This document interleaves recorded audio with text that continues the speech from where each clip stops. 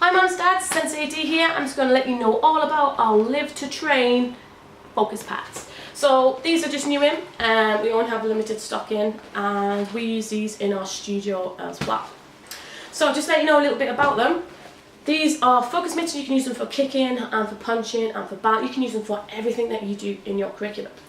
When you put your hand in, it's universal. It does not matter which hand goes in which pad, okay? All you do is put it in, it's just like a glove. Your hand will fit in just like a glove. Obviously you've got air vents here so it doesn't get really smelly and cools you down.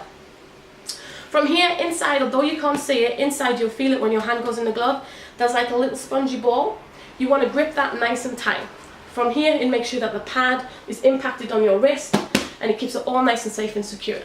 The really good thing about these as well is they're nice and lightweight. They're not really heavy. So even basics could hold these, and you know, they're really light for you.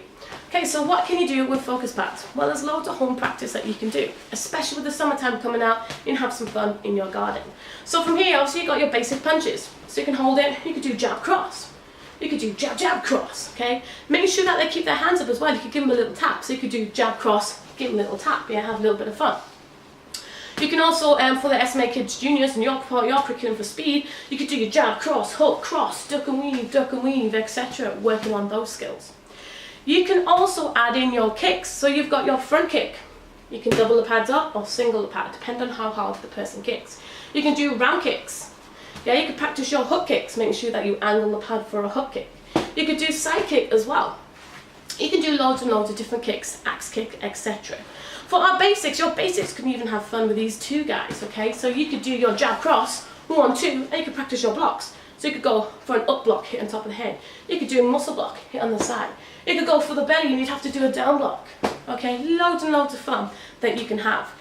Even as the parent, okay, so when you're doing these drills, guys, and if the kid messes up, so say you're doing blocks, so you did jab cross, up block, muscle, and then the kid missed it, you could give them an exercise. That is your little fun. But guess what? You can also change it around as well.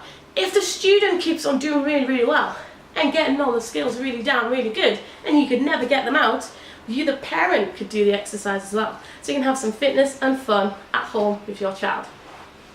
Another little tip as well, and that you can use these for, especially in our basics program, is you put one of these down on the floor and they could do their balance drill on it. So when they're standing on it, although it's wobbling, it's really good, it's building up that calf muscle, that leg muscle, that ankle muscle, etc. to help them with balancing. So they get to readjusting where their weight goes as well.